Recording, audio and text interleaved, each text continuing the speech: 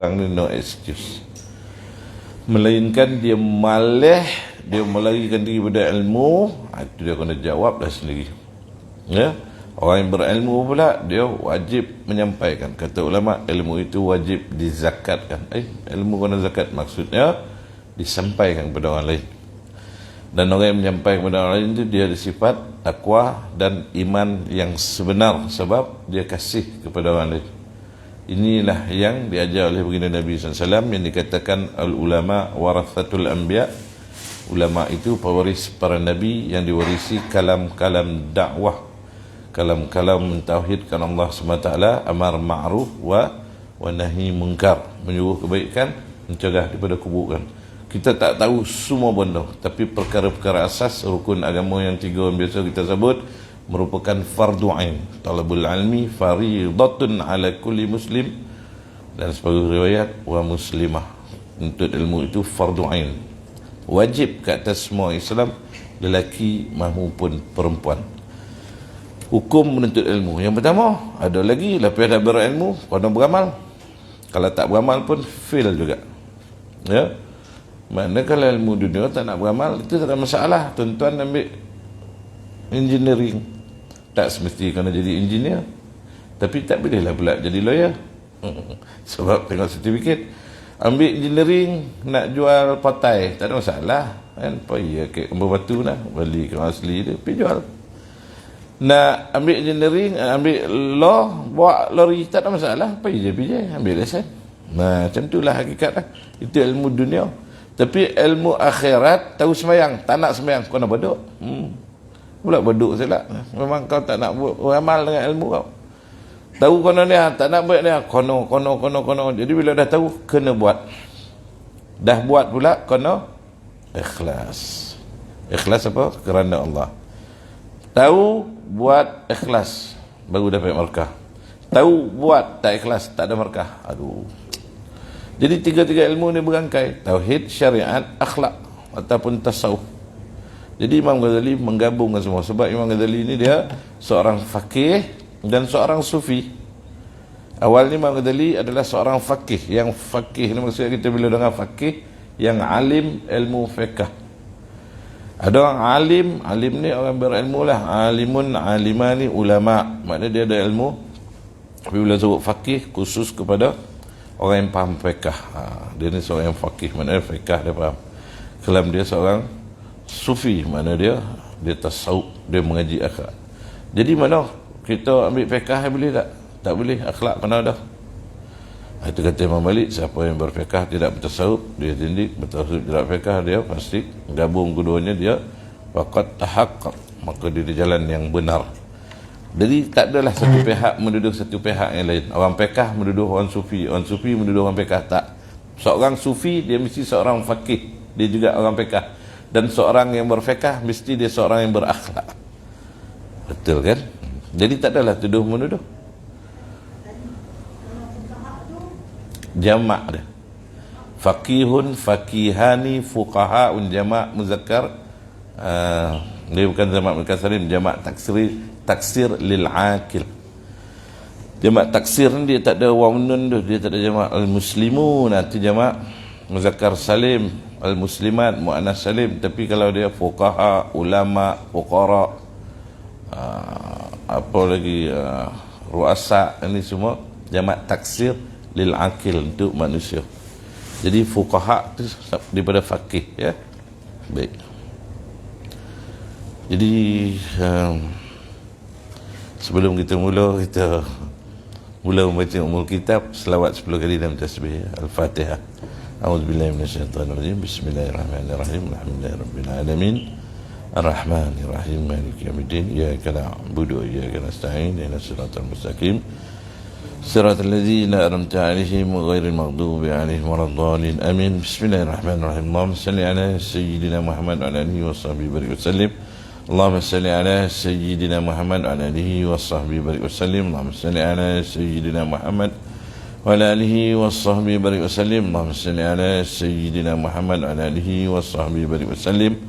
Allahumma salli 'ala sayyidina Muhammad wa 'ala alihi wa sallim. Allahumma salli 'ala sayyidina Muhammad وعلى آله وصحبه وبارك وسلم. اللهم صل على سيدنا محمد وعلى آله وصحبه وبارك وسلم. اللهم صل على سيدنا محمد وعلى آله وصحبه وبارك وسلم. اللهم صل على سيدنا محمد وعلى آله وصحبه وبارك وسلم. اللهم صل على سيدنا محمد وعلى آله وصحبه وبارك وسلم. Subhanallahil azim wa bihamdihi, subhanallahil azim wa bihamdihi, subhanallahil azim wa bihamdihi, subhanallahi wa bihamdihi, subhanallahil azim, subhanallahi wa bihamdihi, subhanallahil azim, subhanallahi wa bihamdihi, subhanallahil azim wa bihamdihi. Astagfirullah. Baik, buka surat 46 insya-Allah. A'udzubillahi minasyaitonir bismillahirrahmanirrahim. Qala al-musannif rahimahullahu ta'ala wa nafa'ahu wa nafa'ana bi ulumihi fid dar insyaallah ta'ala. Amin. Jadi makna yang last muka surah 45, beramal tanpa ilmu membawa kepada kerosakan yang lebih banyak. Maknanya dia cuba nak beramal, ilmu tak ada, lagi punah kan. Baik, muka surah 46. Rasulullah sallallahu alaihi wasallam juga bersabda, innahu yulhimuhu su'ada'u wa yuhrimuhu ashqiya. Ilmu diberikan kepada orang-orang yang beruntung, bukan kepada orang yang hina. Mana orang yang ada ilmu tu dia beruntung. Dia ada ilmu ni maknanya kan kita nak kena fikir bahan, oh saya berilmu tak? Mana dia tahu? Dia semayang tu dia tahu. Pertama, dia tahu kewajipan semayang. Rukun Islam. Maknanya rukun Islam, dia tak semayang, dia tak Islam. Betul tak? Betul tak? Tiang tak ada. Dia senang. Bila sebut rukun, itu tiang. Kalau jembatan tak ada tiang. Jembatan tak panggil lah. Masuk dalam sungai tu. Tak ada jembatan lah. Jembatan ni dia melintasi sungai. Tak kono dia air. Tiba-tiba tak ada tiang. Berdabau dari ke bawah. Bau tu. Itu nama batu dalam sungai. Betul tak? Kan? Jadi kalau tiang dia tak adalah hujung dia. Tiang, jembatan. Jembatan kan ada tiang. Tak ada tiang, bukan jembatan. Dia masuk dalam sungai, jadi batu dalam sungai. Tiang agama. Tak ada tiang tu. Tak adalah agama. Agama apa? Islam. Tak ada tiang. Dia tak Islam. Dia tak sembahyang, dia tak Islam. Dia tak mengucap, dia tak Islam. Dia tak puasa, dia tak Islam. Tapi kalau dia tak Islam, tiga perkara, lepas tu dia tak bayar zakat, dia tak bayar haji, sebab dia tak mampu. Itu ikutlah pula syarat kelayakan lah. Kan? Man istata'a alam haji, barang siapa yang ada keupayaan. Begitu juga zakat. Orang yang dah sampai cukup syarat dia bayar zakat, dia bayarlah zakat. Sebab tu kita ni kena jadi orang senang, kena ada duit. Kalau tak ada, kata ulama, dua rukun ni kita tertinggal. Kita tak bayar zakat sebab kita duit pun tak ada. Nak zakat apa? Kita pun tak pergi haji sebab duit pun tak ada. Kan? Tapi dah tetap Ustaz, dia punya rezeki ni macam mana? Yalah, betul lah tetap. Tapi berusaha lah sebab bukan semua orang kena bayar pergi haji. Ramai petugas pergi free. Itu contoh. Kalau nak dijadikan dalil, tak ada duit, tak boleh pergi, tak juga. Jadi wajib berniat pergi haji. Itu satu kewajipan. Adakah orang tak berniat? Ada. Dia cakap nak daftar pun lagi 100 tahun. 2 kali mati lah baru dapat pergi. Tak ada lah dah. Berbaiklah tak payah kan. Kita buat solat isyraq lah. Hari tu dengar kat masjid tu Ustaz cakap, solat sunat isyraq tu menyamai haji dan umrah yang sempurna. Itu pahala dia, bukan dia punya manasik. Ya? Manasik haji dan umrah tu kono pergi tawaf jalan, kono sa'i. Itu manasik. Pahala kita tak cerita, ya. Jangan kita salah faham. Sebab ulama membahaskan hadis ini satu persatu, huruf demi huruf, harf bir harf. Maknanya kalau Nabi cakap taman 3 kali Nabi cakap. Jadi ulama cakap 3 kali ni Nabi nak maksudkan 3 kali pahala ke tak? Kepentingan sahaja. Pahala satu, tapi penting. Ingat jangan lupa, ingat jangan lupa. Buat. Mana yang dapat pahala ni? Orang yang Nabi sebut solat subuh berjemaah. Saya perempuan tak pergi jemaah, tak apa. Solat subuh kat rumah. Orang perempuan dia banyak pengecualian sebab dia nak masuk syurga. Terus pilih mana pintu syurga nak, dengan syarat beriman kepada Allah, lakukan semua kewajipan yang difardukan dan taat kepada suami. Nak taat macam mana? Suami macam hantu. Hantu pun tengok lu hantu macam mana. Ada juga hantu tak apa nak jahat. Hantu semayang tak? Kita cakap dia hantu, dia semayang. Cukuplah. Kalau pada perkara maksiat memang tak perlu taat. Tapi ketidakperluan taat pun bukan boleh dimarah dia. Bukan boleh dikakau. Kau ni syik main judi. Tak boleh. Kan? Panggillah dia abang dia. Kalau masa dapat golak, abang. Kan? Bila dah melayang abang kata, bang, berdosa tak boleh bang. Syurga neraka nanti jangan. Dan saya tak nak dah. Nanti contoh tak jumpa abang dalam syurga. Macam tu. Tegur dengan baik. Itu kaedah. Sebab tu disebut kan, taat kepada Allah SWT, ujungnya taat kepada suami. Yang ujung ni biasa orang leceh sikit nak tunaikan. Hadis ini menjelaskan tentang salah satu daripada kecelakaan di alami orang yang beramal tanpa ilmu sehingga merasa payah dan lelah dalam jalankan ibadah yang telah rosak dan hasilnya hanyalah kepayahan berlaku. Maknanya dia beramal dia tak ada ilmu. Dia macam mana jadi macam ni tuan? Banyak kajian ni sebenarnya dia bukanlah subjektif tapi kita boleh agak sendiri. Ibadah kena sendiri lakukan. Kalau bab dunia, rezeki apa semua ni orang lain boleh buat kan. Kita tak buat apa pun kita boleh dapat. Dulu saya pernah sebut tentang makan lah, yang paling mudah. Kita tak nak makan, tiba-tiba kita mogok lapar. Tak nak kita makan dah, merajuk mana kita ni. Kita duduk dalam bilik. Orang rumah cakap, bang, keluarlah makan. Ya, keluar ya makan. Tak nak kita ke dalam tu. Sampai ke petang. Orang tahu kita dah lapar ni sebab kita kaki makan. Tak apa merajuk hari tu. Lama-lama makin perlahan tak nak. Dia dah lama. Pecah pintu tu. Gang, pecah pintu tu. Disuap kita makan. Kita maknanya datang makanan tu kat kita.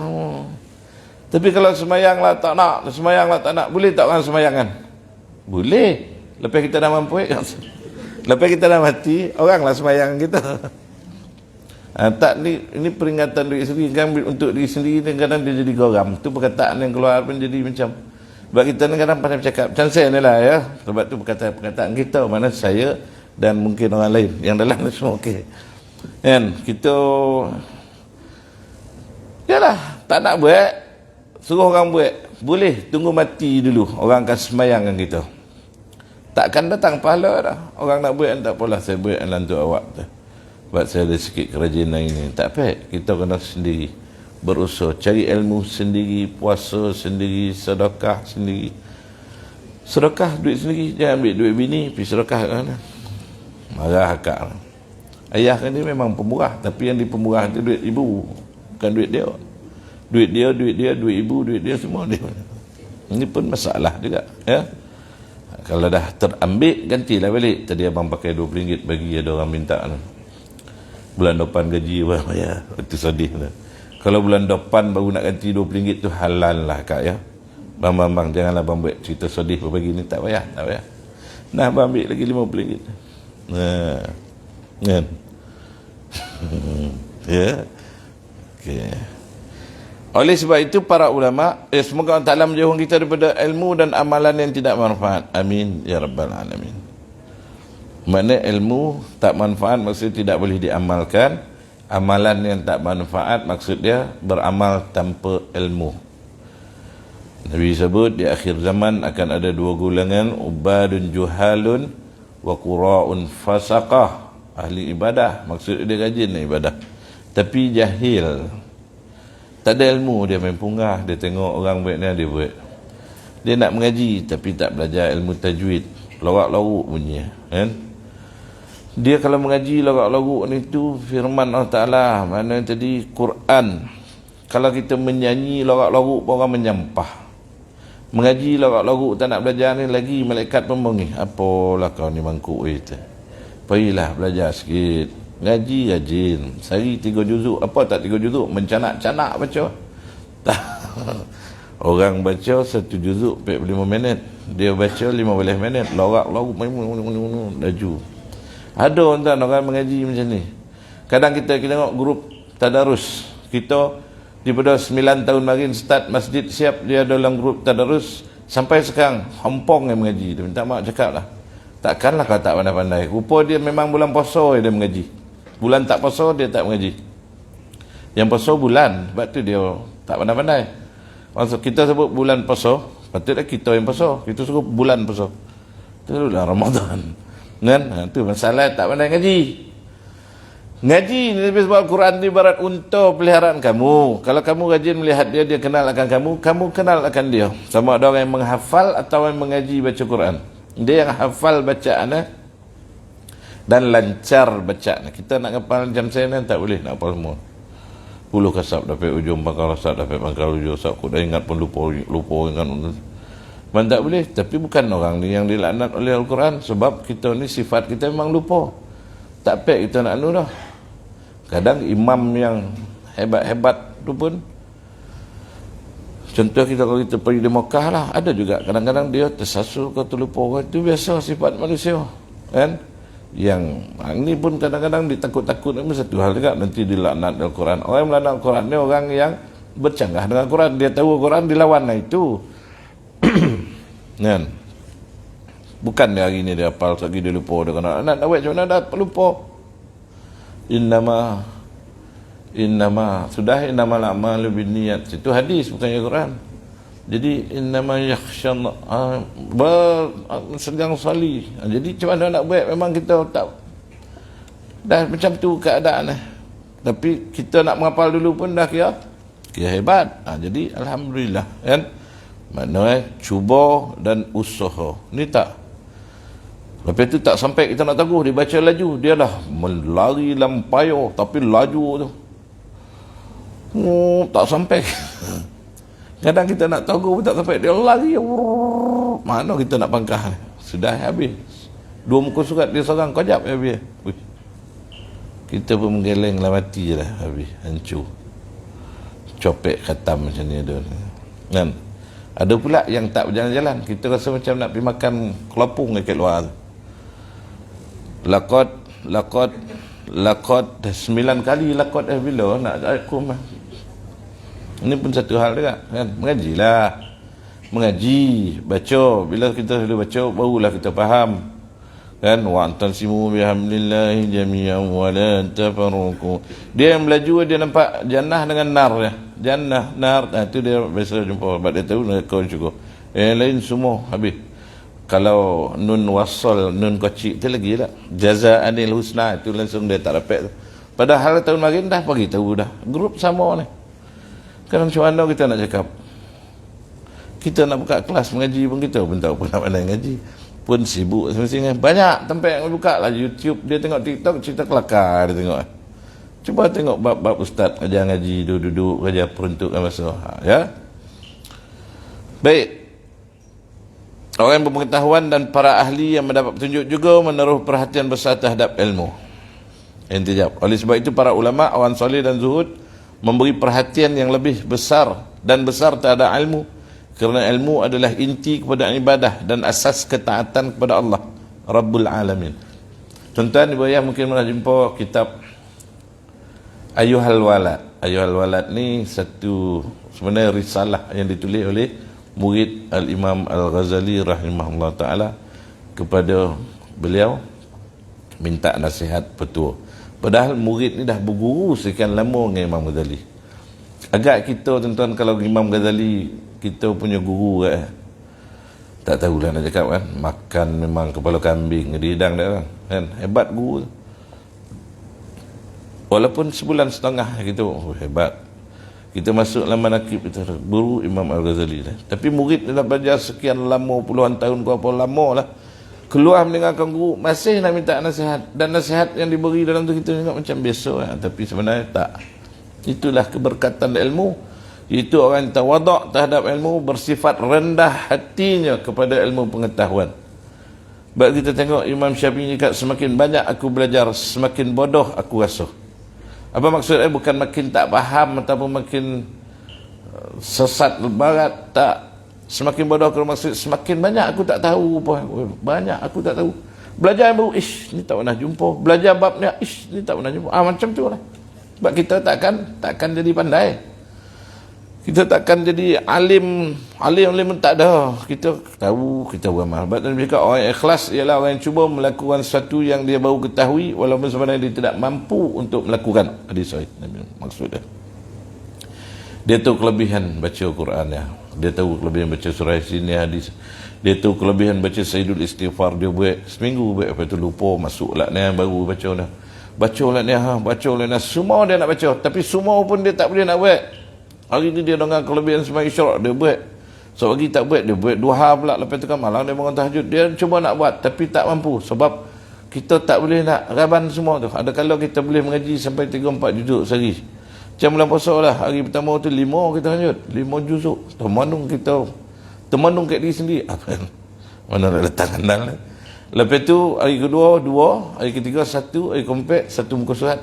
Sampai kaya 7 juzuk sudah. Masa hari pertama tu kita khatam 4 kali rasa. Bulan ni apa tahun ni aku nak khatam 4 kali ni. Perasaan. Tapi tak mampu sebenarnya. Sebab enjin kita ni boleh laju tapi dia tak long distance. Kan? Kalau kita biasa main enjin motor, ada motor yang makin panas makin laju, ada yang makin panas makin perlahan. Kan? Apa enjin ni juga? Suzuki makin laju.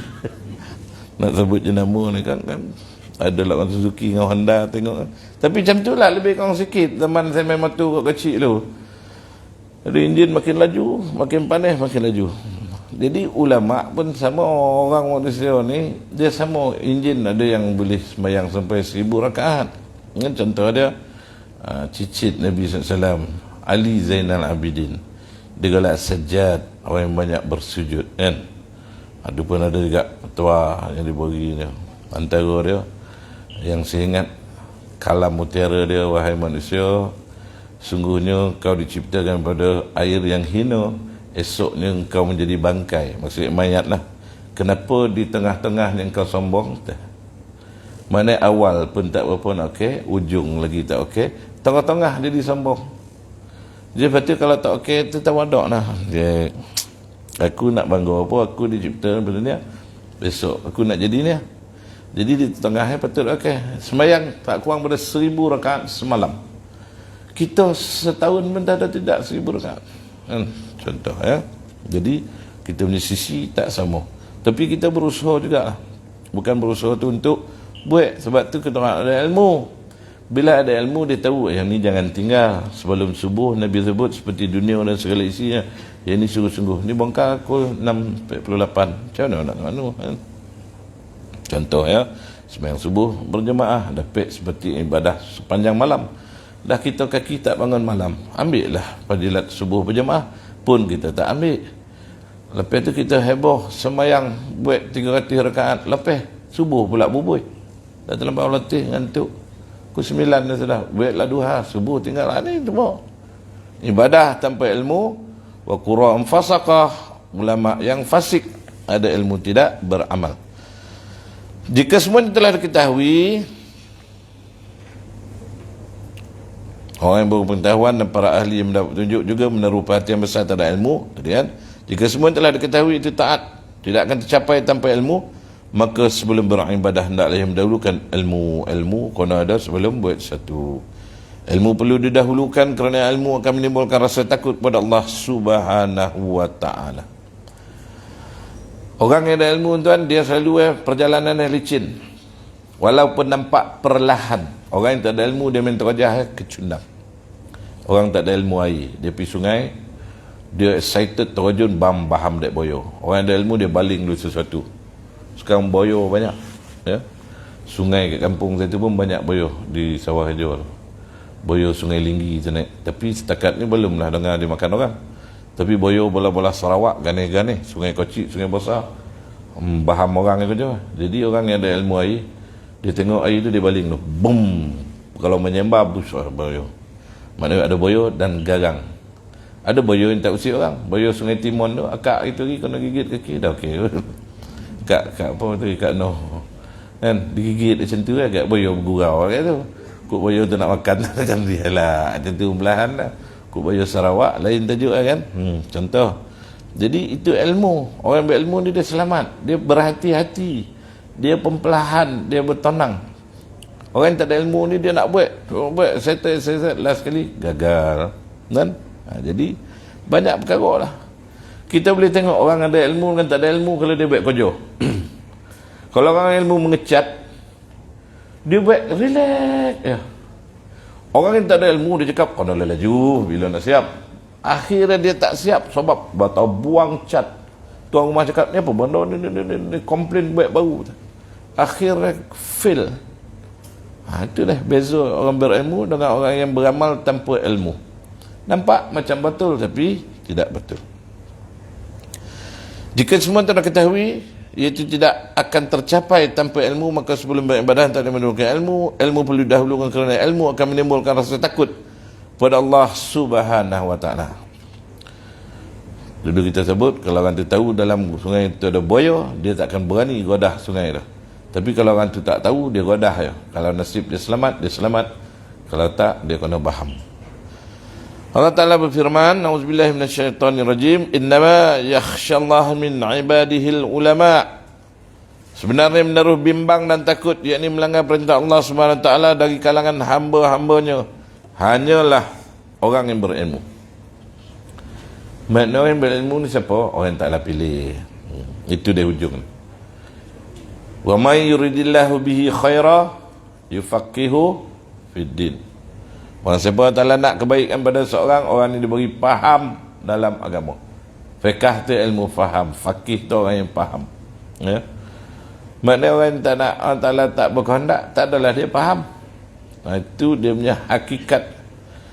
Tapi kehendak Allah SWT ini makna diberi kepada manusia tu pilihan, makan tak makan, bangun, duduk, tidur, bangkit, percaya tak percaya, yakin tak yakin, kan? Sebab tu diberi akal. Allah tanya, afala ta'qilun, kau tak pakai kau akal.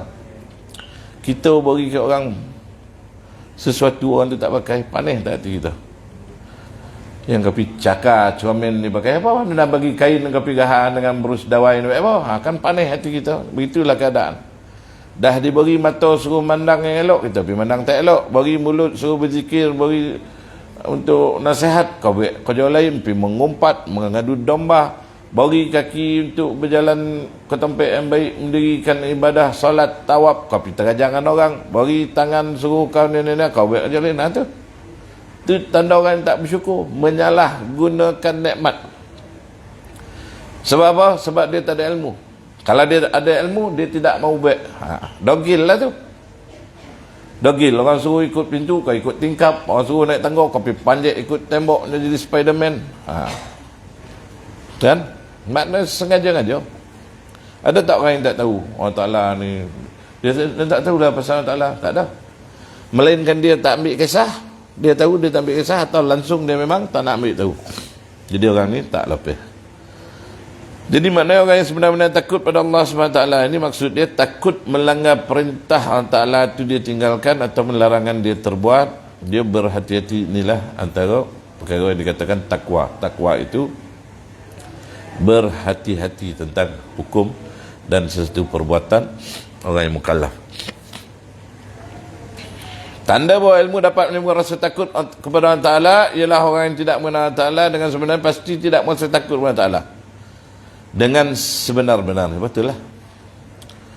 Takut ni apa? Takut ni bukan takut kita takut gimau tak. Takut kepada Allah Ta'ala ni maksud takwa tu ialah kenal dan bersungguh-sungguh mentaati Allah SWT. Sebab kita kenal Allah Ta'ala Al-Muntaqim, Maha menghukum. Tapi kita tahu Allah Ta'ala pun Maha penyayang. Sebab tu dalam satu hadis kursi, Allah Ta'ala berfirman, hamba-Ku buat kesalahan, lalu dia ingat dia ada Tuhan yang Maha pengampun. Lalu saya sebut ni, dia minta ampun, aku beri dia keampunan. Lepas tu dia buat dosa lagi. Lepas tu dia ingat dia ada Tuhan yang Maha pengampun, dia minta ampun, aku ampunkan. Buat dosa lagi, dia tahu dia ada Tuhan mengampun, dia minta ampun, aku beri. Jadi kita kenal Allah Ta'ala ni parah mana? Biasa kita ni bila dah parah, dah sesak, dah tak boleh nak baru kita ingat Allah Ta'ala. Itu masalah. Sebab tu pengenalan kita ni macam kita berbahagi-bahagi lah. Bulan puasa ngaji, ni yang mangkuk yang ngaji terdedek-dedek ni setahun sekali baru nak pegang Quran. Bukan saya nak mengata, termasuk diri kita sendiri. Ustaz, mari kita masuk tadarus, masuk tu action. Bila hari tak puasa, puasa mengaji. Hari tak puasa, dia puasa mengaji. Bulan puasa baru dia tak puasa mengaji. Maksudnya bulan puasa baru dia mengaji. Tak betul lah tu, kan? Patut bacalah Quran, sedekah. Ni bulan puasa semua full swing. Tapi taklah salah. Cuma memalukan. Kalau kita tengok drama ni pun, ni lakonan ni. Cikgu kan, orang berlakon ni, kan? Dia pandai membuat watak watak tu, dia menghayati sampai kita rasa macam betul-betul. Padahal berlakon. Nama pun berlakon. Dia punya jawatan dia pun pelakon. Saya ingat satu pelakon. Makcik lah perempuan. Wartawan tanya, akak sebenarnya profession yang sebetul apa kak? Akak banyak. Kadang-kadang akak jadi cikgu. Kadang-kadang akak jadi bisnes punya orang. Kadang-kadang menerusi kota. Mana tu? Wartawan tu macam blur lah. Tapi itu semua dalam lakonan. Dah nama orang tu pelakon. Dia berlakon jadi apa-apa ya lah. Tapi walaupun dia jadi apa-apa, kita tengok tu macam kita yakin lah. Ish, ya betul. Jadi orang yang berlakon ni, dia buat watak tu, dia hidup watak tu. Kan? Kalau kita marah. Kalau kita cakap, dia ni memang watak antagonis, watak jahat. Bila dia kena hukum tu, kita kasi puas hati. Padan muka kau. Akhir. Padahal dia berlakon. Faham tak? Jadi, kita yang buat bermusim ni macam pelakon lah. Macam kita berlakon lah. Bulan puasa tiba-tiba kita transform jadi baik. Tak ada siapa suruh pun, tapi kita macam berlakon lah. Macam dah masuk set penggambaran. Faham tak masuk set penggambaran? Jadi tiba-tiba kita berlakon jadi orang baik. Kita jadi Tan Sri, pakai kod kayu, naik kereta mewah. Tapi sekejap je lah. Lepas pada tu kita balik lah ke rumah balik. Baliklah motong ni, sambung tengok apalah profession kita. Contoh kan, begitulah. Malu tak kita? Malu. Dia tak semayang, mak mentua datang tiba-tiba kita semayang. Kan dah satu kisah kan. Dia ni memang malas, mak lambat dia semayang. Selepas dah 10 tahun kahwin dengan anak mak mentua dia ni, mak mentua ni dah tua dah, datang rumah. Sekali mak mentua nak pergi bilik air, mentua rajin malam nak pergi bilik air. Dia tengok menantu dah semayang pukul 3:30 pagi. Ya Allah, ya Tuhanku, berubah dah menantu daripada malas semayang dulu, dah bangun tahajud. Mak mentua dia ni pagi masuk bilik, kejut anak Pah, bangun dah. Dah berubah dah si Man. Mak nampak dia bangun tahajud. Itu semayang isyak mak dah. Dia memang daripada dulu memang malas, lambat semayang. Tu kan tahajud, semayang isyak tu. Lah, tu mak macam tu. Ya, tu sebaik mak dah tu. Kau tak tahu dia di jamak daripada subuh sampai isyak. Contoh, kan berlakon dah nama tu. Dapat tak? Tak dapat. Malah dia tidak akan dapat mengagungkan Allah SWT dan menghormatinya. Ini kerana hanya dengan ilmu seorang hamba boleh mengenal dan mengagungkan Tuhannya. Yang ini dikatakan al-alamah. Maknanya orang yang Allah Ta'ala beri dia kefahaman, beri dia keyakinan. Kita kalau kenal Allah SWT kan, maknanya kita kenal. Kalau kita minta tu memang dapat. Kita kenal, kita minta ke orang yang kita kenal lah. Ya, dia punya analogi dia, kita tak ada menyamar Allah Ta'ala dengan manusia, dengan makhluk ya, tak boleh. Tapi analogi dia, kata ulama, kau nak tahu di mana kau di sisi Allah, lihatlah Allah di sisi engkau. Maknanya kita ni kat mana kat? Kita tengoklah, kita ingat Allah Ta'ala masa bila? Mungkin masa makan. Tu pun baca Allah. Lepas tu semayang. Tu pun kok ya ingat, kok khusyuk. Lepas tu masa susah. Ya Allah, susah. Satu menangis dah. Kok masa senang, dialah orang. Tak ada dia nak berdoa. Sejadah entah ke mana, Quran, Yasin, semua tak jumpa. Jadi, maknanya kita ni, kalau orang yang kita kenali, kita minta agak macam mana? Senang tak? Senang. Yang paling kita dapat amak ayah. Walaupun kita ni kaki bega, kita minta ke omak lah khusus. Ayah ni dia bagi, tapi bagi ayah ni dia subjektif. Dia bagi melalui omak. Sebab tu kita cakap omak yang baik, memang omak lah baik kan? 3 kali omak baik.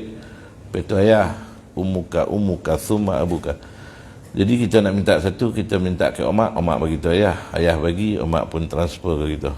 Jadi walaupun macam mana kita ni, sebab tu orang lelaki, dan kita ingat untuk diri sendiri juga lah. Kita bila kita susah, kita refer ke omak kita. Mak, susah lah mak. Job tak ada lah mak. Fulus kurang lah. Fulus mafi. Buku bank kurus. Dah lama tak tengok buku bank lah. Semua online lah sekarang kan. Omak kita cakap, janganlah risau omak, doa ke berjaya nak. Ya, insyaAllah malam mak buat solat hajat. Lepas tu minggu depan tu dia pun dapat kerja. Dapat duit 1 juta. Lupa dah mak ah. Dia begitu bini dia dapat duit. Yang abang dapat 1 million. Abang kaya. Lepas tu dia pergi bercuti apa semua. Lupa dah ke mak kat kampung. Dah habis duit bercuti, konon nak scam sikit apa lebih kurang, habis duit, telefon dia mak. Salah. Banyak kita salah faham. Sama juga kalau sambut birthday.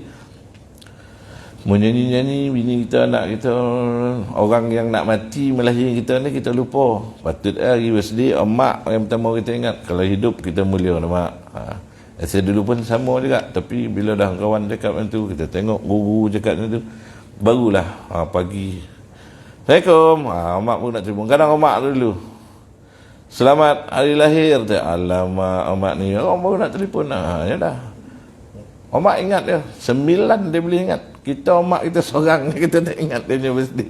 Kan? Dia 9 anak dia boleh ingat. Kau ni. Pasal apa? Pasal pada hari itu dia bertarung jauh nak mengulang kita. Kita pergi menjobo kat hotel 8 bintang, mak kita yang menggadaikan nyawa kita lupa. Ni banyak kesilapan yang kita buat. Sebab tu orang yang tak menaik ibu bapa dia anak derhaka. Ya memang confirm lah tu. Sebab dia tak bersyukur. Dia tak bersyukur. Dia ingat dia jadi champion sekarang ni. Dia keluar daripada busut kata tamu-tamu. Keluar daripada busut pun kono. Tapi jangan pikir busut dengan kain kuning. Contoh ya. Tak ada lah orang macam tu. Tapi tu pun kono ni juga. Apalagi manusia bernama ibu dan ayah ya, wajib. Wa qadara rabbuka alla ta'budu illa iyyahu wa bil walidaini ihsana. Lebih beribadah kepada Allah, buat baik pada orang tua. Allah Taala perintah dia supaya mengenal manusia itu akan Tuhan yang memerintahkan, maka dia kenal akan dirinya datang daripada Allah Taala melalui mak ayah ni tadi. Wajib dia bersyukur dengan penciptaan dia sebagai manusia, dan dia memanjatkan kesyukuran itu kepada Allah Subhanahu Wa Taala tanpa melupakan jasa kedua ibu bapanya. Jadi ilmu yang diberkati Allah Subhanahu Wa Taala akan membuahkan ketaatan, mampu mencegah seseorang dari melakukan perbuatan maksiat. Dia minta, ya Allah, la haula wala quwata illa billahil aliyil azim. Ya Allah, aku tidak ada kekuatan untuk melakukan ibadah. Maksud bukan tak nak buat, tapi macam tak apa nak kuat. Nak mengaji kawan ajak bisnya, nak baca ni, nak berzikir ada orang ajak buat, nak itu ada orang datang, ni ada kojo, ni. Dan tidak ada kekuatan meninggalkan maksiat. Baru nak jadi baik kawan datang, alah relax lah. Malam masih muda, kan tengah malam boleh bangun minta. Alah relax lah, hari ni Rabu, hari Jumaat so kita sambung. Alah relax lah, nanti kita pilih umrah, kita doa dah cukup-cukup dapat apa. Macam-macam lah. Ya, mana ini halangan kata Imam Ghazali dalam kitab ni juga kalau tak silap. Antara menghalang kita daripada beribadah manusia dan alam dunia ni. Dunia dan apa yang ada dalamnya, dan juga manusia yang ada di sekeliling kita. Sebab tu ada istilah uzlah. Mungkin kita insya-Allah akan jumpa kalau panjang umur. Maka minta pada Allah Subhanahu Wa Taala. Oleh sebab itu bagi menginginkan kehidupan akhirat, dia akan mendahulukan perbuatan menuntut ilmu sebelum mengerjakan urusan lain. Akhirat ni berapa lama? Abadan abadah. Dunia sementara ya. Dunia tempat meninggal, bukan tempat tinggal. Akhirat tempat yang kekal abadi, tak ada boleh nak U-turn balik ke dunia. Jadi kita kena jadi orang yang cerdik. Nabi cakap bukan al-ahmaq. Al-ahmaq ni orang yang malas tapi dia berangan-angan nak dapat keampunan. Maksud macam mana? Dia cakap tak kerana Ta'ala nak seksa aku dah lah tak berduit. Banyak penyakit dah tu. Lemah.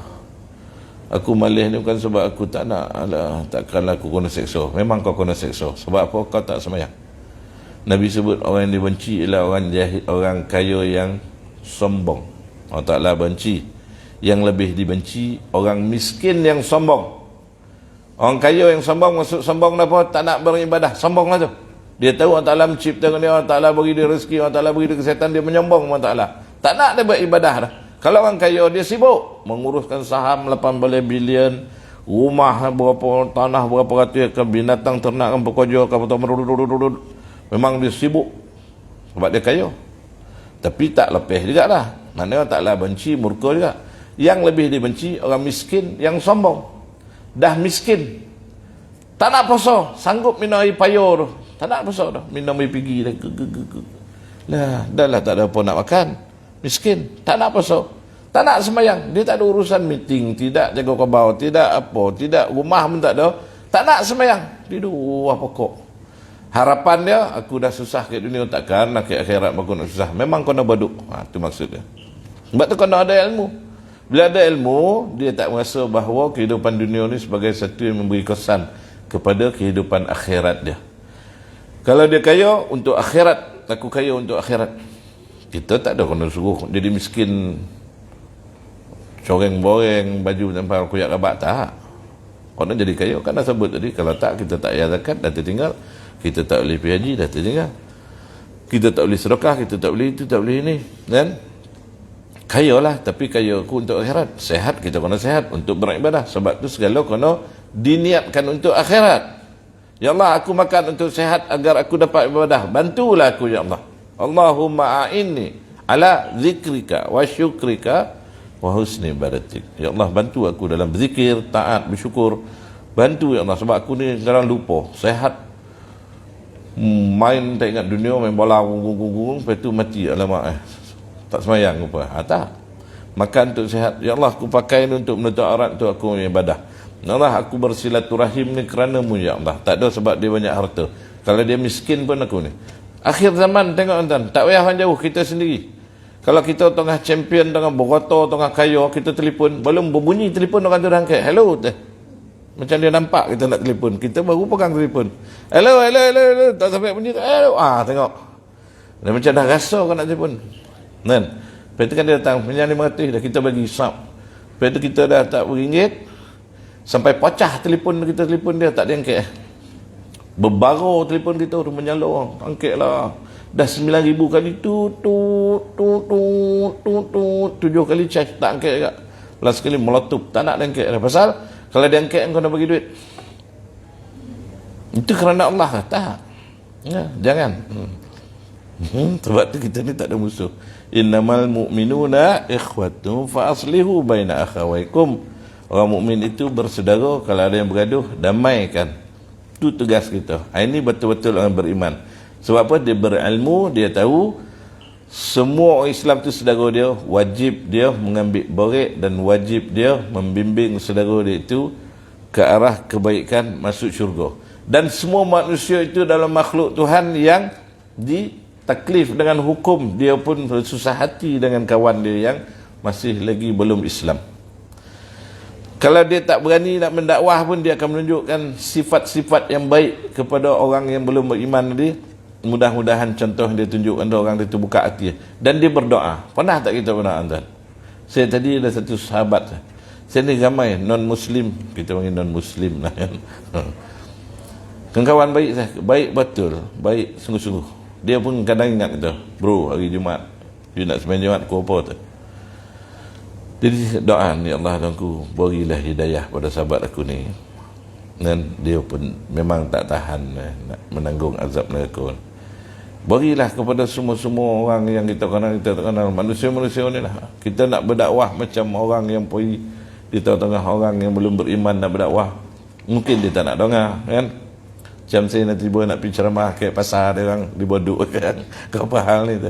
Jadi yang kita dapat, yang kita boleh sikit-sikit, kita bukan istilah masuk jarum. Ini dalam agama dakwah dia bukan cerita masuk jarum. Yang masuk jarum ni orang jahat, kan? Orang nak mendapat. Kita ni maknanya berdakwah, beritahu kebaikan. Dan dia orang pun semua tahu, kan? Kadang saya balik sembahyang Jumaat, bang, hari ni apa isu yang ni dalam khutbah Jumaat dah. Dia belum beriman. Jadi kita doa, doa. Sebab itu kasih sayang, sebab kita tahu dia punya komponen badan dengan kita sama. Kalau kita tak tahan panas, dia pun tak tahan sama, kan? Jadi kita doa, doa. Apalagi kita ahlul kiblah, yang sama-sama kita mengucap dua kalimah syahadah, sama-sama kita yakin semua kerajinan seorang tu berbeza antara satu sama lain. Mungkin kita rajin dalam apa keadaan pun takkan sama. Satu pejabat, ada orang yang kojo rajin betul, ada yang malas sikit. Kemalasan pula bukan dia buat-buat, kadang badan dia angkah dia pula berterusan. Ada yang buat-buat angkah, sebenarnya dia tak nak kojo, tapi bini hambat dia pagi suruh pergi kojo. Dia rasa macam kan pirang biji kerja kuat takut apa, duduk di rumah isteri meradang, nak buat kerja takut reput tulang. Kan? Maknanya dia sebenarnya nak tak nak, tapi nak buat macam mana terpaksa. Jadi dalam agama sebenarnya kita kena memaksa diri, kan? Tapi Allah Ta'ala dah tentukan. Sebab tu Sayyidul Istighfar dulu saya pernah sebut, itu ikrar kita. Allahumma anta rabbi la ilaha illa anta khalaqtani wa ana 'abduka wa ana ala ahdika wa wa'dika mastata'tu. Aku ni mampu buat atas apa yang kau dah tentu, engkau janji kepada aku. A'udzubika min syarri ma sana'tu, tapi aku berlindunglah kepadamu ya Allah daripada segala keburuk yang aku buat lah. Jadi a'udzubika sana'tu wa abu bi dzambi, abu laka bi ni'matika alai wa abu bi dzambi. Aku sadarkan segala nikmat yang kau bagi. Aku ingat, aku tahu. Nikmat jadi manusia, nikmat kehidupan, nikmat segala-gala. Wa abu bi dzambi, lampada dapat nikmat aku buat dosa juga. Kita mengaku. Faghfirli, ampunkanlah aku ya Allah. Fa innahu la yaghfiru dzunuba illa an. Tak ada siapa yang boleh mengampuni dosa aku ni melainkan Engkau. Jadi mana kita declare, kita berikrar. Itu tanda orang yang sadar. Sebab tu kalau kita baca tuan, kita fahamlah sikit ya, supaya benda tu merasap dalam hati kita. Kalau kita perhalusi maksud itu, keluar air mata, ya Allah aku ni nak buat macam mana. Sebab tu kita kenal Allah SWT. Sebab tu Nabi cakap, ada satu sahabat berdoa, Nabi cakap pandai dia berdoa. Doa dia apa? Selalu saya ulang-ulang, kan? Kita ingat. Dia cakap, ya Allah ya Tuhanku, aku tahu bahawa dosaku ini tidak sebesar pengampunanmu. Ampunkanlah aku ya Allah. Walaupun dia dah bunuh sejuta orang, dosa dia tu bunuh sejuta orang, dibandingkan dengan rahmat Allah, besar lagi rahmat Allah. Minta ampun, Allah Ta'ala pasti beri keampunan. Itu nama ilmu, ya. Tapi bukanlah sengaja-ngaja kita buat, lepas itu namanya taubat sama belacan. Itu mempersendakan, sengaja buat. Tapi kadang ada kalau kita tak mampu, kilih kiri, kilih kanan, kilih kiri, kilih kanan, tutup mata, telinga dengar, tutup telinga, tutup mata, hati berjalan. Itu orang sembahyang kajap. Dia sembahyang melintih macam-macam, dilolap mata, lagi lolap, lagi nampak, buka lah balik. Lama-lama kita tak khusyuk. Apa kena dia ni? Kena sampuk. Contoh, dia semua nak mengambil khusyuk lah tu, tapi bukan tu cara dia, ya? Bukan tu cara dia. Semoga Allah SWT berikan petunjuk kepada kita, kerana sungguhnya Allah jua lah maha memberi, maha pemberi dan maha pemurah. Amin ya rabbal alamin. Nabi Muhammad SAW bersabda, talabul ilmi faridatun ala kulli muslim. Menuntut ilmu adalah wajib bagi setiap orang muslim. Ada benda ilmu dia wajib sampai muka surat ni kita pun tidak. Ada ilmu dia wajib yang tiga, ma'rifat, tasawuf dan ilmu syarak. Ini rukun agama lah. Ilmu tauhid, usuluddin. Kemudian ilmu syarak, ilmu fiqh. Kemudian ilmu tasawuf, ilmu akhlak. Orang yang mengaku bahawa Allah SWT Tuhan yang menciptakan dia untuk dia beribadah kepadanya. Hari ini 8 ke 9? Cepet 9:91.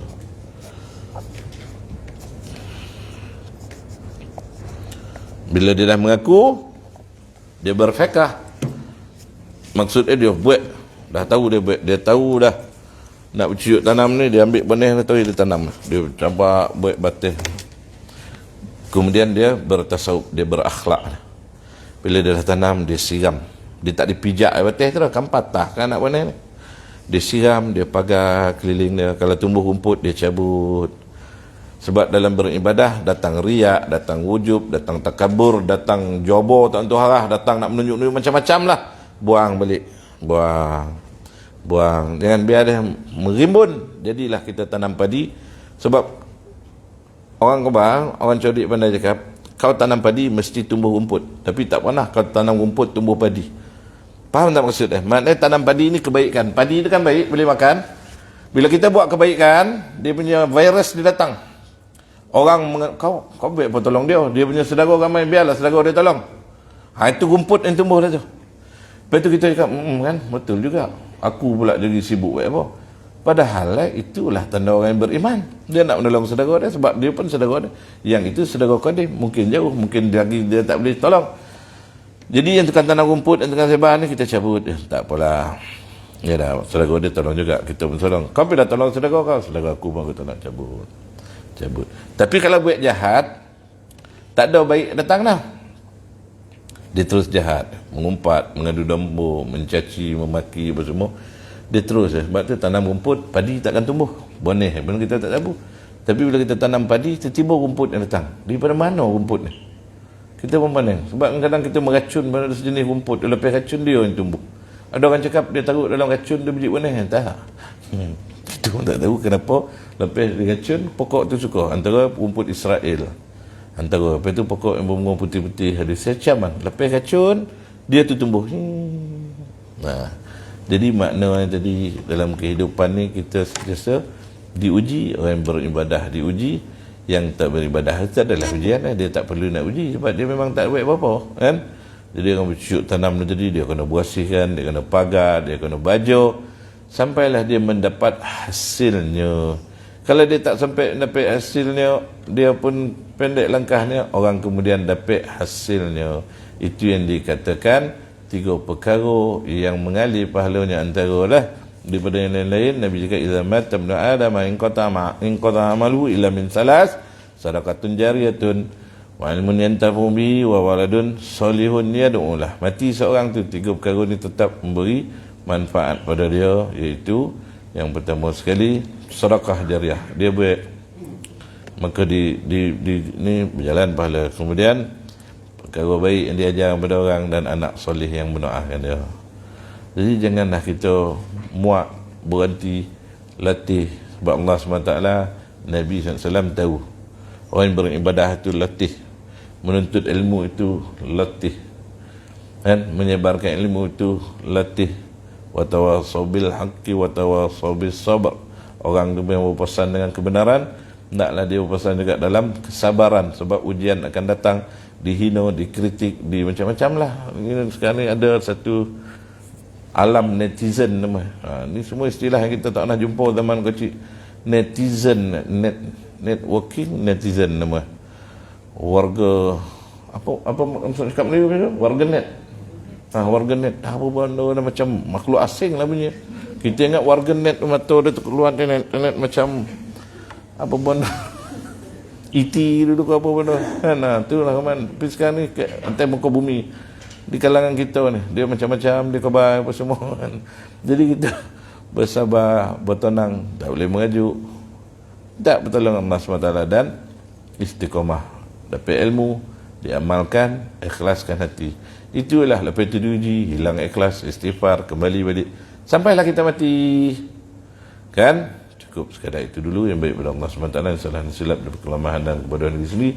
Ada tak apa-apa yang nak dibetulkan, ditambah atau yang kurang jelas? Kalau saya boleh jawab 1, 2. Ya. Ada satu soalan. Apa kita faham secara umum, baik dan buruk tu datang daripada Allah. Ya. Lepas tu biasa kita dengan jamak ni, dia akan akhiri ucapan dia kata yang baik tu datang dari Allah, yang buruk tu datang dari diri sendiri. Ya. Itu pencerahan pertama. Ya. Biasa saya dengar. Okey. Ceramah kedua dia kata apa? Yang baik tu datang daripada Allah, yang buruk tu juga datang daripada Allah di atas kelemahan diri saya. Okey. So, apa perbezaan ucapan tu? Macam mana kita nak? Okey, baik cikgu Tuan Mizi kita tanya, ada penceramah cakap yang baik pada Allah, yang buruk pada diri sendiri. Ada yang cakap yang baik pada Allah, yang buruk pada Allah, tapi melalui diri saya. Jadi dalam Quran sebut, saya dah lupa ayat Allah Ta'ala berfirman, maksud dia segala kebaikan daripada Allah, keburukan itu daripada kamu, daripada manusia. Sebab Allah Ta'ala tak beri, Allah Ta'ala tu maha baik, dia takkan beri, dia takkan menjadikan buruk, melainkan manusia itu yang membuat buruk. Okey, itu satu part. Itu ayat Quran lah, itu dalil ya, qat'i, putus. Maknanya segala kebaikan pada Allah, yang buruk manusia buat. Hakikat, ni maksud hakikat ni dia naik setingkat. Pup. Kita tengok TV, kita nampak gambar dalam TV. Betul tak gambar dalam TV tu? Betul. Kan?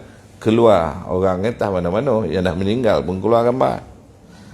Dulu masa saya kecil, abang saya bohong saya, dulu TV besarnya. Orang tu kat dalam tu, saya tinjau nyari tak kena karen. Speaker tu roboh, cikgu saya godok. nak cari orang tu. Dia cakap orang tu ada kat dalam ni tu. Saya cucuk dengan screwdriver, dia marah dia Pak Serus, cikgu dia baru-baru di radiogram, punya bega dan jahil lagi bodoh. Budak kena bohong kan. Jadi yang zahir depan mata tu betul makna gambar orang. Hakikat kat mana? Hakikat siaran tu dipancarkan melalui ini, dia masuk ada alat bum keluar gambar.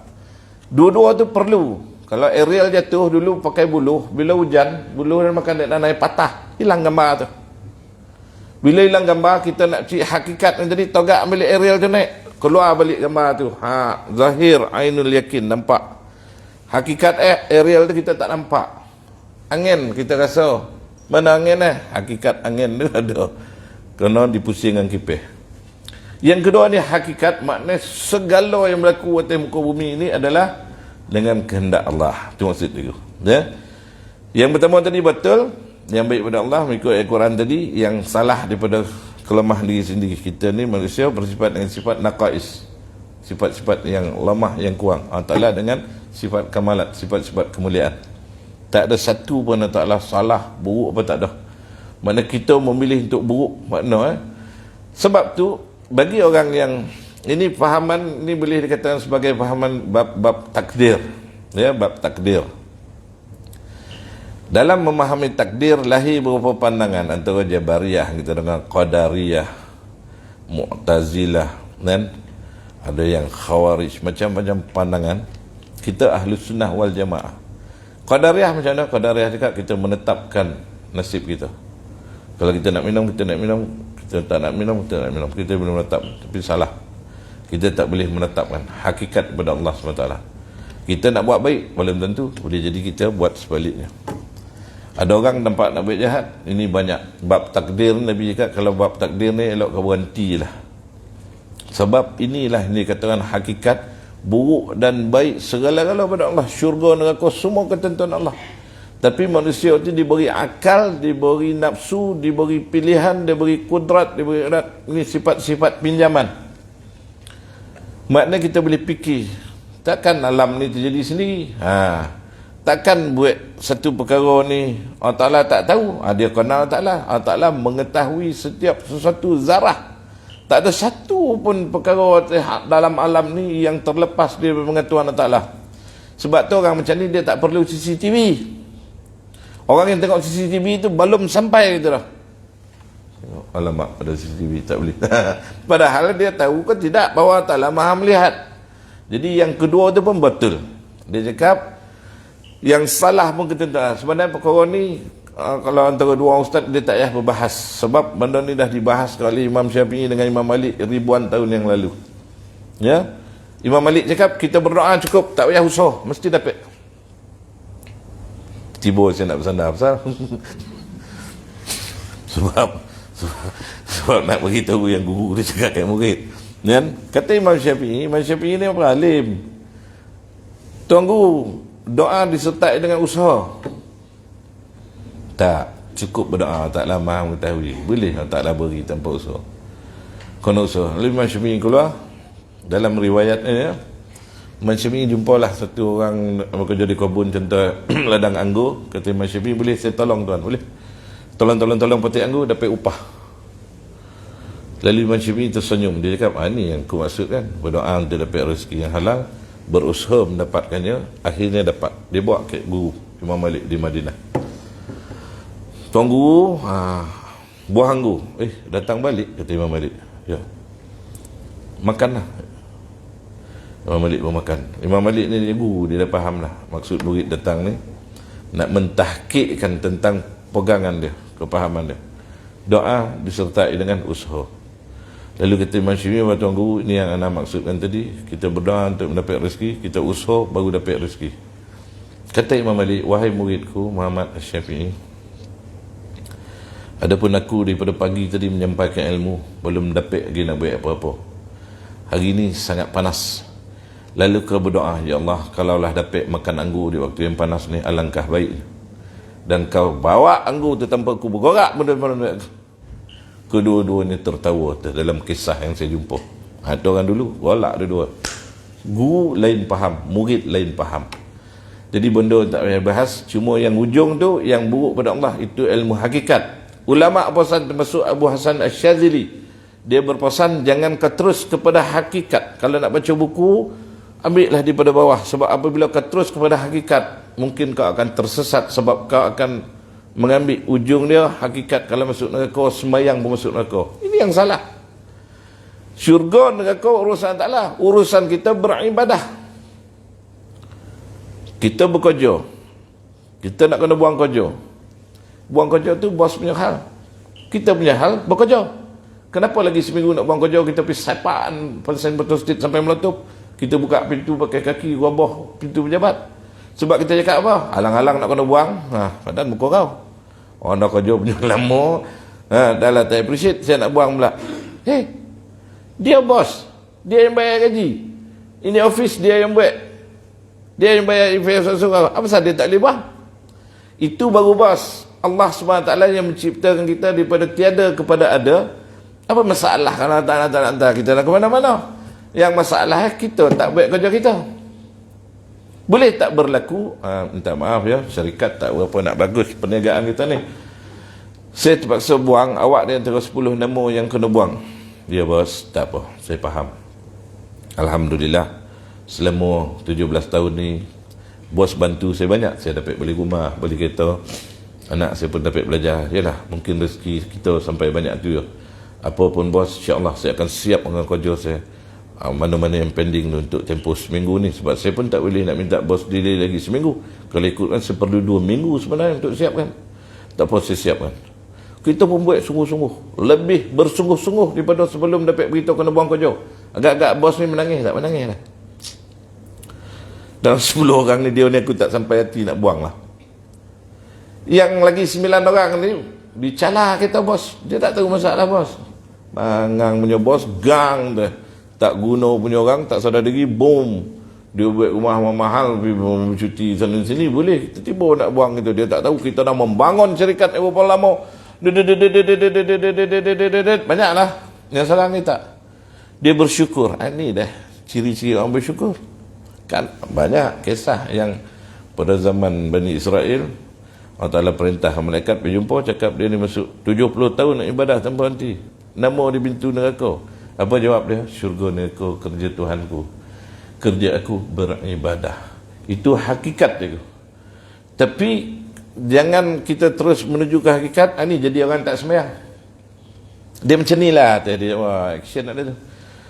Kita ni lampau lemak, betul ada hadis tu. Dah tentu dah syurga neraka. Jadi kalau kau nak masuk syurga, kau tak sembahyang muka kau masuk syurga, kau jangan takut dah. Yang kawan gaji sembahyang ni pun cakap, ya kau, betul juga cakap ni. Kalau yang tu tak payah sembahyang, tak payah. Kalau kau dah nama dah, kau dah masuk syurga, tak ada tentu kau mesti masuk dah.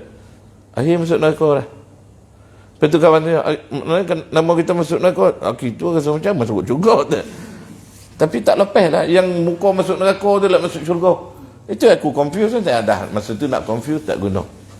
Sebab tu kata Imam Ghazali dalam kitab ni, antara manusia yang mendapat su'ul khatimah, na'udzubillah min zalik, ialah orang yang salah kefahaman tentang takdir ketika hidup. Dia buruk sangka Allah Ta'ala. Bila nak mati, dia jadi kelang kalibut. Orang yang redha, yang faham tentang takdir, yang faham tentang tugas hidup, dia akan lurus je. Apa pun berlaku, dia akan cakap, kenapa aku mati, kenapa bukan dia? Tak. Ya Allah, kalau ini terbaik, aku redha. Ini yang dikatakan Imam Ghazali ketika hari wafat dia, selepas salat subuh, ya Allah, aku bersedia menemuimu. Aku dah buat dah segala apa yang aku mampu semasa hidup. Lalu dia ambil kain kapan, bagi meninggal. Ini husnul khatimah. Mana dia tak ada dakwa-dakwi, tak ada keluh kesah, tak ada kepahaman jitu. Jadi kedua-dua tu betul juga. Ya. Jadi perkara bab takdir ni kita tak perlu nak bahaskan mana. Sebab apa? Benda ni semua orang sebenarnya tahu. Ya, takdir ada yang boleh ubah, ada yang tak boleh diubah. Contoh takdir jantina. Malam kan saya buat sembahyang hajat 300 rakaat, nak jadi perempuan besok. Takkan bertukar tau. Kalau saya jadi perempuan, tergamang rumah saya. Pula dua lah ibu dalam rumah. Tak boleh. Kan? Bangsa nak tukar, tak dapat. Minta lah macam mana pun. Duduk dalam Kaabah tu berdoa. Tetap kita Melayu juga. Tapi takdir yang lain, yang takdirkan untuk syurga neraka yang kita tak tahu. Takdir sehat, takdir tak sehat. La yuradul qada illa biddu'a. Tidak tertolak qada melainkan dengan rajin-rajinlah berdoa. Ni berdoa apa malih? Sedekah malih. Oh, dengar sedekah pagi doa makbul, sedekah RM1, doa sebuaban. Masuklah RM1,000 barulah dapat. Itu ibarat dia lah ya. Qadakut. Macam tu lebih kurang. Boleh juga ya? Tu bab takdir lebih. Okey. Ya, boleh. Katanya pasal sembahyang, kita kalau selepas solat subuh, lepas tu dia biasa buat duha. Mana nak kena ganti subuh juga atau macam mana? Dia terlepas solat subuh, dia qada dulu subuh. Dia qada tu, dia bukan saja tak nak sembahyang kan, dia tertidur. Dia terjaga. Bila terjaga dia baca apa? Inna lillahi wa inna ilaihi raji'un. Terlepas nikmat nak sembahyang subuh tadi pada dalam waktunya, dimaafkanlah ya. Nabi cakap rafa'al kalam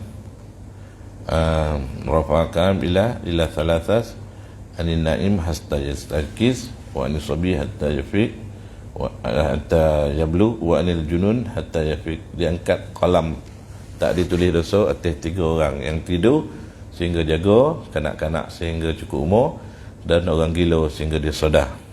Jadi kita terlalap, tapi jangan dah dengar azan lalap dah sekejap, itu lain tajuk tu ya. Ataupun dah beberapa minit kena masuk waktu, sengaja bukan mana ni, kalau dia makan ubat tu lain. Jadi dia sengaja bau apa itu, itu salah masa.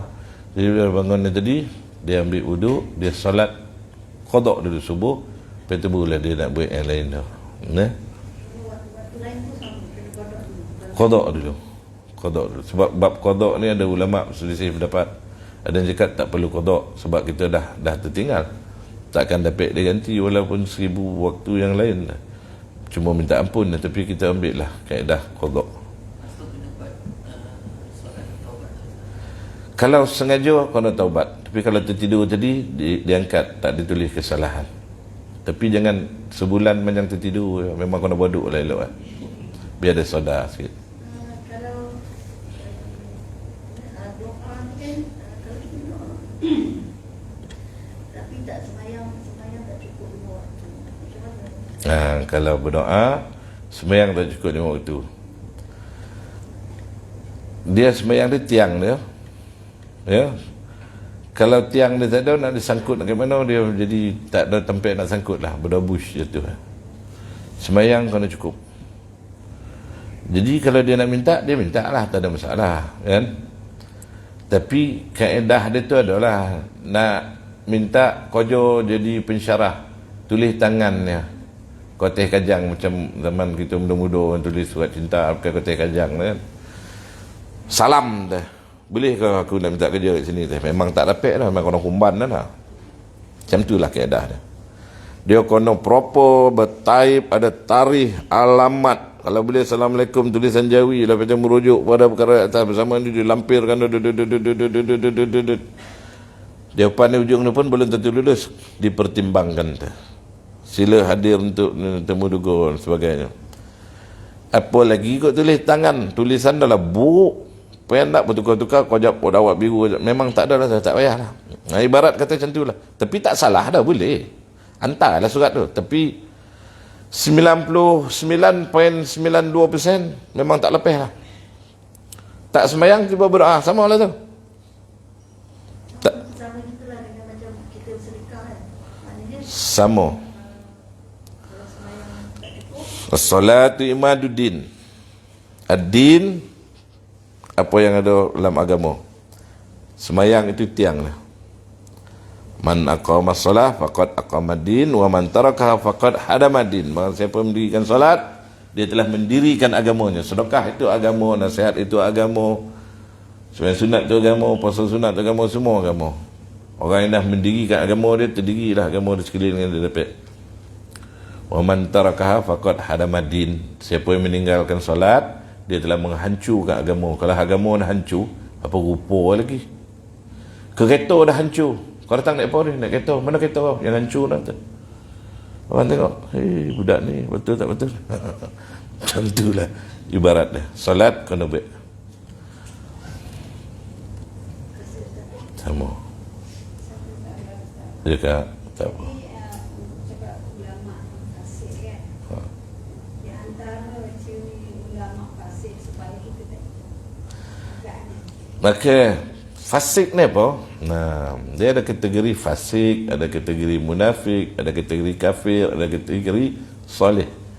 Orang soleh ni dia beramal dengan ilmu ni dengan sebenar-benar.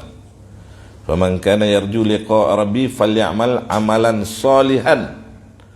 Barang siapa berharap pertemuan dengan Tuhan ni, dia melakukan amal soleh. Amal soleh ni baiklah. Kalau orang kafir, dia tak beramal, dia tak bercakap, dia tak percaya, apa pun tak ada, kufur, masuk neraka. Orang munafik, dia berlakon macam cerita tadi lah. Pelakon tadi, dia ni bila nak jadi kaya? Sebab dia berlakon kaya, dia tak kaya. Dia ni bila jadi jahat pula. Hari tu elok jumpa Israel, dia berlakon jahat, dia baik. Dia ni sebab orang munafik, dia berlakon. Dia berlakon sembahyang, tapi sebenarnya mati tak ada benda tu semua. Dia pun masuk neraka, sama dengan kafir. Dia lagi bawah. Orang fasik, dia tahu dia tak nak buat. Dia ada baju tak nak pakai, ada selipar tak nak, dia fasik, dia tak nak buat. Dia tahu sembahyang tu wajib, dia tak nak sembahyang. Dia pun kono, tapi dia ni tak gugur akidah. Selagi dia tak mengatakan perkara tu tak wajib, tak gugur dah. Jadi ulama yang fasik, ulama yang malas. Senang cakap, fasik ni malas. Dia suruh orang mengaji, dia tak nak mengaji. Dia suruh orang puasa, dia tak nak puasa. Dia suruh orang, dia semua tahu. Kalau kita buka dalam internet, dalam Facebook, Instagram, WhatsApp, ramailah, dia semua tahu. Semua dia tahu. Tapi buat wallahualam lah. Ini kata ulama fasik ni. Maknanya ulama tu bukan dia orang alim yang ada sertifikat dah tulis, bukan ulama. Mana ulama orang yang ada ilmu agama, dia tahu. Tapi dia tak nak buat. Ya, tak sembahyang apalah tu. Puasa lah besok kami, kau puasa dulu. Ni lah kau pergi lalu, kau buat lalu. Jom kita sembahyang jenazah. Nabi cakap sembahyang jenazah 1 kirat, kau buat lalu. Malas ya amat. Ni fasik kan. Fasik lebih kurang sama juga malas lah. Boleh lah tu. Tak nak buat. Kau tak tahu, tahu. Tapi kau buat lalu. Malas lah. Letih lah. Nah, tu fasik lah. Dia tak nak buat. Dia tahu tapi tidak nak buat. Kalau orang yang tak tahu, tak ada ilmu, dia tak buat, memang dia tak ada ilmu. Dia ambil dia, sebab dia langsung tak tahu. Kosong lah. Ni dia semua tahu. Tahu. Kelebihan baca Quran, tahu. Habis saya tak baca Quran, malailah. Kelebihan puasa, tahu. Tapi tak nak puasa, malailah. Ni puasa, malailah. Tapi dia tak sebut malas. Tapi sebenarnya dia malas lah tu. Sebab tu ibadah tak boleh malas. Kita ni duduk tengah malam ni kan. Sebenarnya kita pun malas kan ni sebenarnya. Tapi kita melawan kau nak nafsu bersenang lenang tu, tak apalah, kita peruntuk dalam masa. Sebab masa tu pun nikmat Allah Ta'ala beri kan. Bila masa ni berguna, masa kita tak boleh tarik nafas, rasa seminit macam setahun. Datanglah capek, masa tu kita baru tahu masa tu berharga walaupun sesaat, dan dengan kita nak mati kan. Laula akhir tadi, kau lanjutlah ila ajalin qarib, sikit masa lagi. Apa fa saddaqa wa kum minas salihin, aku nak bersedekah bagi sikit. Masa tu lah baru kita menghargai masa. Nikmatan maghbunun katsirun fihi ma minan nas as-sihhatu wal faraq. Dua nikmat yang manusia selalu lupa, sehat dan masa lapang.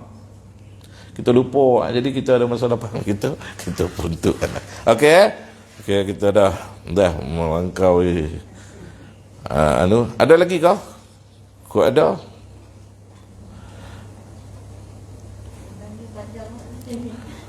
Lebih kurang pendek kak? Ada 2 minit ke?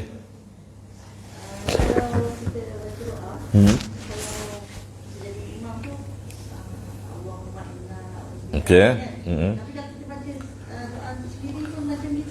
Boleh. Dia macam ni lah. Kita ni bukan lisanul Arabi. Kita bukan bahasa ibunda kita, bahasa Arab. Orang yang mengaji bahasa Arab, dia itulah domer. Ana, nahnu, na, ni, kan? Baik, kalau dia mengaji bahasa Arab, okeylah, Allahumma inna, Allahumma inni. Kalau dia ramai inna, ada juga saya dengar inna, ujung ini lah ujungnya. Pun tak apalah. Dia tak berapa nak mahir, nak muka domer tu. Daripada mutakallim seorang kepada ramai. Tetapi kita yang pandai bahasa Arab yang kita jawab tak nak aminan pula. Kau baca untuk diri kesang. Kenapa kita kena aminkan dan kita mendapat? Bangsa pun berdoa untuk saudara dia, malaikat akan berdoa untuk dia. Bila saudara kita berdoa, kita mengamin, maksud kita apa? Perkenankanlah ya Allah. Maksud kita mendoakan doa dia tu. Walaupun untuk diri dia. Allahumma inni as'aluka ridhaka wal jannah wa a'udzubika. Padahal untuk dia. Kita cakap, untuk kau seorang, pam, kita pun tak nak. Kita aminkan, ya Allah, berilah dia. Bila kita aminkan, mana kita mendoakan dia, malaikat cakap, ya Allah, beri dia seperti mana dia mendoakan saudara dia. Dan semua orang dapat. Kita bukan kelas bahasa Arab. Ni kelas berdoa.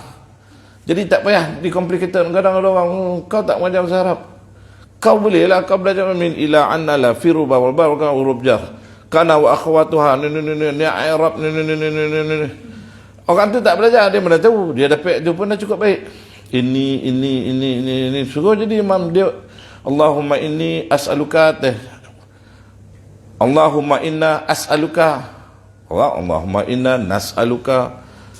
Kan? Jadi dia dapat ujung pangkal asap, dapat pangkal. Jangan diborek ke mana. Amin kan dia? Amin ya Allah, amin. Kalau kita tak dapat, ya Allah bagi dia. Mereka cakap bagi dia juga sebab dia mengaminkan doa saudara dia. Selesai masalah, semua orang dapat. Jadilah agama ni jangan action benar tentang dia mengaji bahasa Arab. Dah disalah orang dia sebab mengaji seorang. Yang awak pula dah jadi imam, belajarlah sikit domer, nahnu ana nahnu wa huma hum ya huma hunna anta antum antum anti antum antum ana nahnu tu bacalah. Ambil ni ha. Wa huma hum ya huma hunna anta antum antum anti antum antunna ana nahnu. Balilah buku sini. Contoh, lebih kut madar dah tak dapat, tak apalah, bedal sajalah. Kan? Orang interview tu ambil lah kalau boleh yang tahu sikit. Ya? Baik, okey kan? Wallahu a'lam. Cukup sekadar itu dulu, kita tutup dengan tasbih kafarah dan suratul Asr. Bismillahirrahmanirrahim. Subhanakallahumma bihamdika nashhadu an la ilaha illa anta nastaghfiruka wa natubu ilaik. Bismillahirrahmanirrahim. Wal 'asri innal insana lafi khusr. إلى الذين آمنوا وعملوا الصالحات وتواصوا بالحق وتواصوا بالصبر. أعوذ بالله السميع العليم من الشيطان الرجيم. بسم الله الرحمن الرحيم. الحمد لله رب العالمين وبه نستعين. والصلاة والسلام على رسول الأمين وعلى آله وصحبه رسول الله أجمعين. اللهم ربنا اغفر لنا ذنوبنا ولوالدينا وارحمهما كما ربيانا صغارا. ولجميع المسلمين والمسلمات المؤمنين والمؤمنات الأحياء منهم والأموات برحمتك يا أرحم الراحمين.